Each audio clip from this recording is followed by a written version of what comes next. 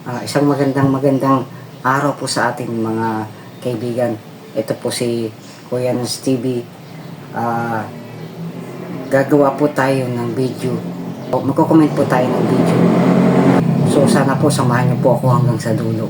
Pasamantala ko po munang tinigil at kung meron man budget para sa paggala natin o pagkala natin sa iba't lugar, pag-travel natin is number one na problema is financial. Yun ang pinaka-number kahit sino po sa atin, number one po ang financial natin status. So kapag may budget, dun lang tayo gumagala. So without further ado, magko-comment po tayo. Ito po disclaimer lang po, ito po sariling pahayag, sariling opinion ng ni Kuya Nos TV tungkol po sa anumang tatalakayin natin ngayon. So, ngayon po, magko-comment lang po ako sa video or sa pangyayari po na sa ating kay PBBM na na-hospital daw nung nakaraan. Maraming alingaw-ngaw na balita na na-hospital, kidney failure or what. May karamdaman sa madaling sabi ang ating Pangulo. Pero po sa video ito, makikita po natin na kahapon po nag-live po ang ating Pangulo sa Malacanang na may po-promote na general na at kasama dito si General Torre na nasangkot nga sa mga hindi nakakabatid. Si General Torre po is siya po yung nag-lead sa pag-aresto kay Duterte na para isakay doon sa eroplano at i-transfer naman sa Dahej o sa ICC. Siya yung nag-lead nung mga araw na yun. Pero ito po siya ngayon, ito makikita po natin sa video na okay ang ating Pangulo. Nag-live nga ho siya kahapon. So, panoorin po natin.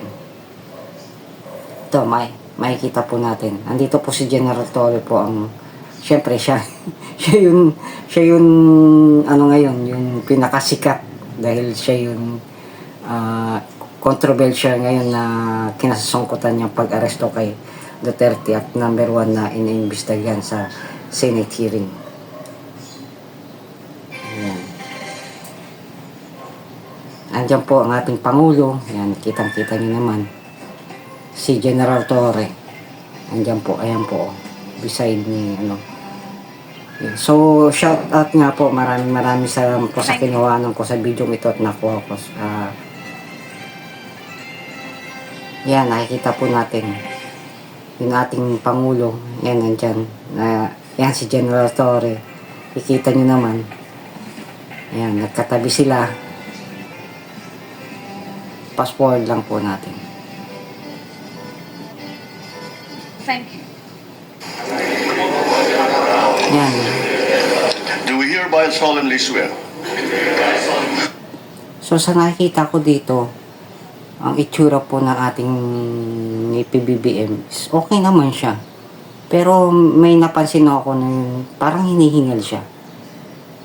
That I will well and faithfully discharge to the best of my ability Outtaken mo to nung the duties of my present position kahapon no, na and of all pag-promote others sa I may mga generals. hereafter hold under the Republic of the Philippines. That I will support and defend the Constitution of the Philippines. That I will bear true faith and allegiance to the same. That I will obey the laws, legal orders, and decrees promulgated by the duly constituted authorities of the Republic of the Philippines. Ayan, makikita po natin yung ating Pangulo. Okay naman siya sa appearance niya. Kaya nakikita ko, pag nagsalta siya, yung parang nahihingal siya.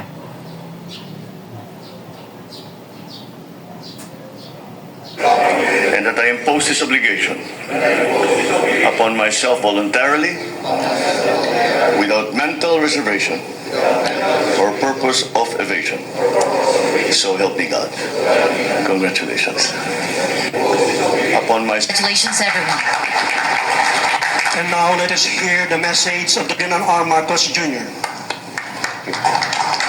Papakinggan po natin sa laro yung mensahe ng LPDB sa mga generals na promote. Take your seats. DILG Secretary John Vic Remulla, the Special Assistant to the President, Secretary Anton Lagdomeo, Presidential Advisor for Military and Police Affairs, Secretary Roman Felix, and the Philippine National Police Chief Police General Romer Marbil, the newly promoted star rank officers of the PNP, and of course, equally importantly, their families. Ladies and gentlemen, good afternoon. Welcome once again to Malacanang Palace.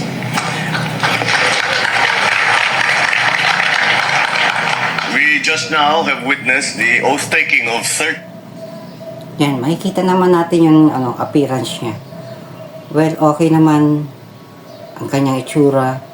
So, sana nga nasa mabuti siyang kalagayan dahil syempre, siya yung number one na natin na nagle-lead ng country at inaasahan natin unang-una na paano niya iti-take care ang Pilipinas kung may karamdaman siya. So, tingnan, okay naman po siya. Yan,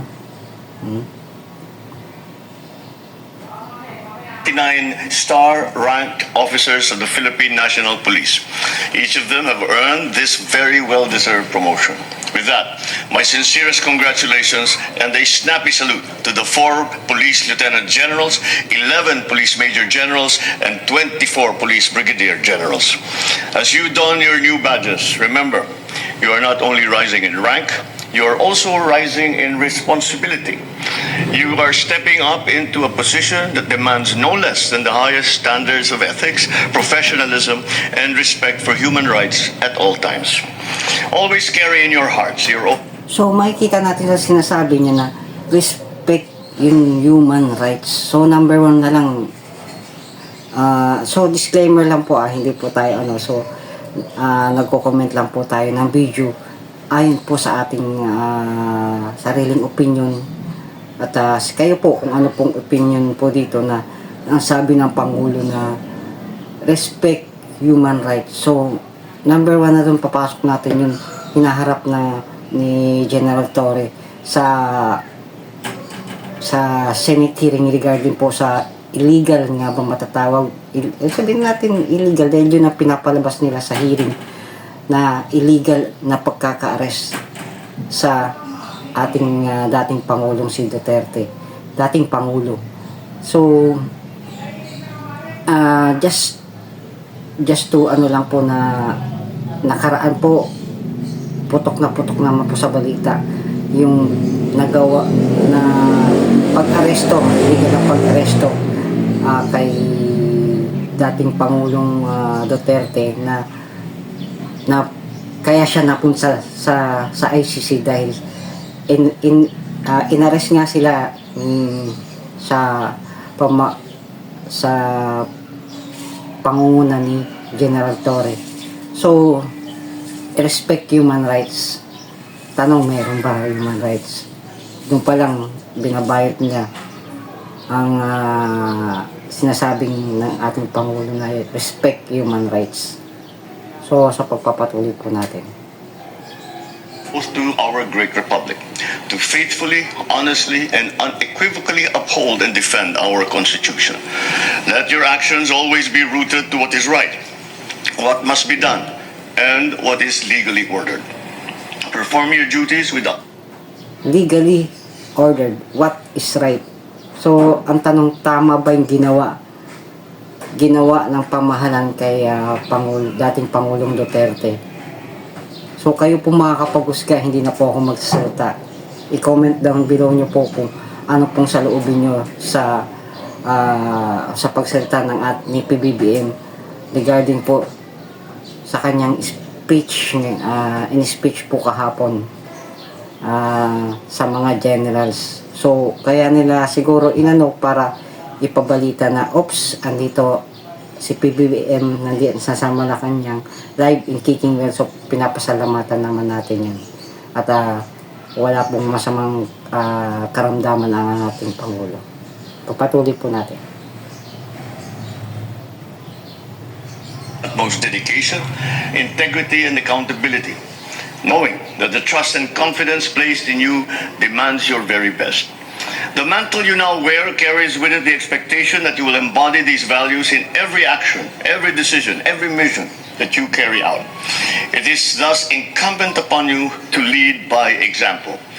You have been entrusted with a daunting but noble responsibility of leadership, to guide, to discipline, to inspire the men and women under your command.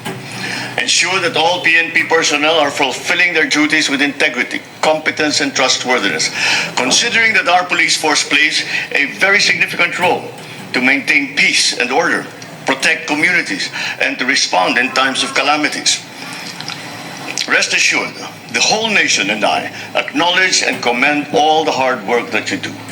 This recognition likewise extends to your families, who have had their fair share of sacrifices to support you in your career and in this noble endeavor. We are all part of a larger mission. Pass forward po natin. Wear your badge not just on your chest, but in your convictions. There is no greater, more honorable calling than to serve and to protect the country. So let me leave you with this. As you live So, narinig nyo, to serve and to protect. Sinasabi ng ating Pangulo na number 1 instruction sa lahat, hindi lamang sa mga generals, kundi sa lahat ng sundalo ka man, pulis ka man, o ano man tungkulin mo, as long as connected ka sa gobyerno at recognize ka na hindi ka civilian, isa kang authority. So, to serve and to protect.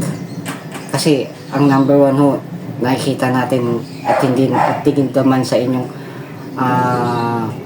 ningid naman po na hindi natatago sa atin na kapag maliit kang tao,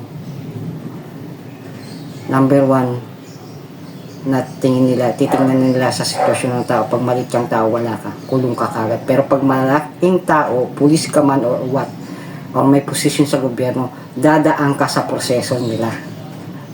Hindi kulong sa madaling sabi. Pero pag maliliit, may hirap lang katulad natin, kulong ka kaagad. Walang ano-ano. Sa bagay, nandiyan naman yun, depende naman siguro sa kaso o depende naman sa ano. So, kayo na lang po ang makakapag-kusga kung ano man ang yan, number 1, narinig natin, to serve and protect, sabi ng Pangulo. promoted PNP officials rise up to the complexity of today's challenges, balance the demands of law enforcement while preserving institutional integrity, adhere to human rights, have effective leadership to address multifaceted issues that surround our country today. Let all your actions reflect the core values that we all hold dear.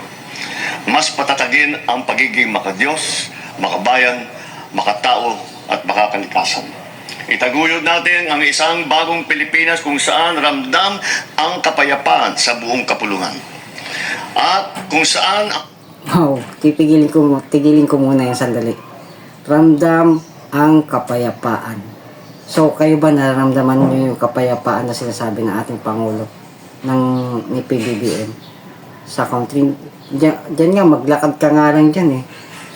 Sa madaling sabi, walang police visibility sa lahat dito sa Manila. Pero, napasyal kami minsan sa Bigan. Grabe ang police visibility nila dun. Lalo na pag gabi. Tapos yung mga, umiikot-ikot sila.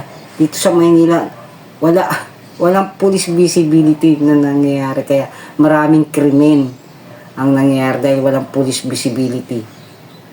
Pero, baliktad sa sinasabi ng Pangulo na, well, kayo na lang makapag-usga kung tama ba ako o hindi. Tama ang observation ko o sinasabi ko. Comment down below nyo po. ang bawat Pilipino ay nabubuhay ng matiwasay, walang takot at may dignidad. Once again, congratulations. We'll move forward together with deeper dedication, keeping the welfare of the Filipino at the heart of all that we do. Maraming salamat. Mabuhay! ang Philippine National Police. Mabuhay ang bagong Pilipinas. Thank you, Mr. President. At mabuhay din kayo, mga kaibigan, mga kababayan ko. Kayo na pong maghusga sa lahat ng sinabi ni PBBM, kung naramdaman nyo ba yung sinasabi nila o naranasan nyo ba yung sinasabi nila may kapayapaan, at lalong-lalo na yung sinasabi nila to serve and to protect. Sana yung maliliit na mga kababayan natin, maliliit o mahihirap, sa madaling sabi, walang kakayanan sa buhay, ang number one na naiipit dito ay ang mamamayan. Dahil lalo na yung pag general na yan, siyempre mataas ang sinabing general pag sinabing general ka o police ka. So ang number one po sana po kay sa atin ay tignan nyo po, lalong-lalo po lahat ng mga nasa katungkulan, nasa official ka man o gobyerno, to serve and to protect ka. Dapat lalong-lalo na dapat ang mga kapulisan natin, dahil sila yung umiikot sa lansangan na nag-handle ng peace and order natin. At this point, we request the President to... So, ayan, kitang-kita nyo naman si General Torre. 2-star na siya. Dati 1-star general naman. Yan. Ayan po. So, kitang-kita po natin na okay ang ating si PBBM at promote niya si General Torre. Sa bagamat alam natin na may issue siya may malaking issue siyang na ginawa na sa pangkasalukuyan natin, na yun na yung illegal na pag-aresto sa ating dating Pangulong Duterte. So ano man niya, maraming issue na binibigay na sa pagbigay naman ng warrant of arrest, walang naibigay na warrant of arrest, red notice o ano man yan. Ang importante yun, sinasabing warrant of arrest, walang naibigay sila na warrant of arrest sa ating dating Pangulo. Hindi siya kinakampihan ko si Duterte, lumalagay lang po tayo sa tama. Kasi gaya po ng sinasabi ni Senator Cayetano na dapat natin, bago natin tinurn over ang ating kung sino man may kaso at iniimbestigan, lalong-lalo na sa ICC, dapat dito muna sa ating bansa inilitis ang ating dating Pangulo. Dahil tama nga sinasabi ng Iglesia ni Cristo na yung soberenya na tinatawag, nilabag nila ang soberenya natin, na kung saan hindi siya ang ating dating Pangulo hindi dumaan sa proseso na dito nilitis muna bago sa kanila. So may kanya-kanyang puntos, may kanya-kanyang argument. Well, makikita po natin kung ano po magiging resulta sa hearing. Unang-una sa hearing, kung ano mang kalalabasan, kung may kaso bang kakaharapin ang presidente, lalong-lalo dahil sinasabi ni General Torre na ano lang siya, kumbaga tagapagpatupad lang ng utos ng nasa taas. So sino ba yung pinakamataas natin? Ang presidente. So makikita natin kung anong magiging result po niyan sa darating na mga araw, lalong-lalo na pagkatapos ng hearing, kung ano bang action gagawin. Yun ang pinaka-importante, sa action na gagawin sa Senado o magiging resulta sa Senate hearing na yan, kung ano ba, kung ma-impeach ba si PBBM or what. So aabangan po natin yan. Kayo po, ano po ba yung comment niyo, comment down below po, at mababasa ko naman yung mga comment nyo at i-mention ko po. Sana po kung dumating ka man sa dulo ng video ito, maraming salamat po sa pagsubaybay, sa pagtangkilik kay Kuya Nads TV.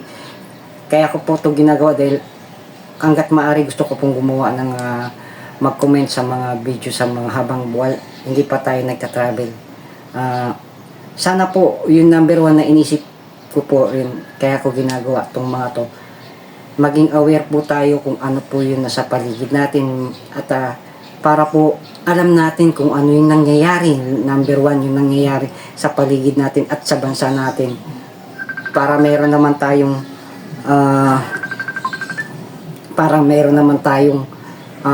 alam o anumang nangyayari sa paligid natin. Nagkakagulo na pala yung bansa. Andun tayo sa isang sulok lang pala, nananahimik. So, disclaimer po, hindi po tayo gumagawa lang po tayo ng video reaction. So, maraming salamat po sa inyo kung nakarating ka man dito, kaibigan, sa dulong ito, at maraming rin po salamat sa mga nag-subscribe at sana po patuloy nyo pong suportahan si Kuya Nads at nagsasabi sa atin, ito po si Kuya Nads na laging nag-remind sa atin na keep on trusting God at ipagkatiwala natin lahat sa Diyos sa nangyayari sa ating kapaligiran, lalong-lalo na sa ating bansa. Patuloy natin, number one, ipanalangin ang mga nasa katungkulan na maging matiwasay, maging matahimik, mapayapa. Ang gagawin number one sa election, maging payapa. At maging payapa rin sa darating pang mga araw. Dahil God knows kung anong mangyayari sa atin. At patuloy, number one, ang panalangin. Lagi natin pagkatiwala ang lahat ng nangyayari sa bagay natin. Number one, sa panalangin. Dahil ang Diyos lang ang makakatulong sa atin, wala nang iba. Siya lang may kapangyarihan para hawakan kung ano man ang mangyayari sa ating bansa. Let's keep on praying, lalong-lalo na sa ating presidente hanggang up to down level at lalo na sa mga walang posible sa Diyos kung gagawin niya na pagkasunduin ng dalawang, lalong-lalo na yung sinasabing unity na hindi nagkakasundo ngayon, nagkakabangayangan sila. Ang number one pong naiipit, number one, tandaan nyo po, ay ang taong bayan. Taong bayan ang naiipit sa ginagawa ng mga pinagkatiwalaan natin, na ibinoto natin na dati unity naging nagkahiwalay na ho sila dahil anuman ang purpose nila, anuman ang motive nila. Sana po ang number one inisip nila ay ang taong bayan, sapagkat sa taong bayan lang sila may utang na loob, dahil kung nasaan sila ngayon, taong bayan din ang nagluklok sa kanila. At well, na number one, sana po mapanatili natin ang kaayusan, kapayapaan at ipanatili at ipanalangan natin sa Diyos ng number one po na magkasundo. Walang imposible sa Diyos. So, at keep on trusting God, and God will always provide sa iyo at sa akin. At ano man hilingin natin sa Diyos na may mabuting puso at kalooban, ibibigay ng Diyos yan. Lalo-lalo na sa righteous people. At sana po magtulungan po tayong ipanalangin ang ating bansa, lalong-lalo na yun, the big one na darating na sinasabi nila. Sana po nangyari sa Myanmar, panalangin natin po sila na maging matiwasay, at sana po hawakan ng Diyos ang Pilipinas na isang tabi niya yung sinasabing the big one. Walang imposible sa Diyos, manalig lang tayo sa Kanya. So, this is Kuya Nads TV, mahal ka ng Diyos at hindi ka nag-isa. Sana po manatili tayong sa panalangin, sapagkat number one lang makakatulong sa panalangin. Ito po si Kuya Nads TV nagsasabi sa atin na isang magandang araw at patuloy natin pagkatiwalaan at kumapit sa Diyos. Shalom po. Isang magandang araw po sa lahat.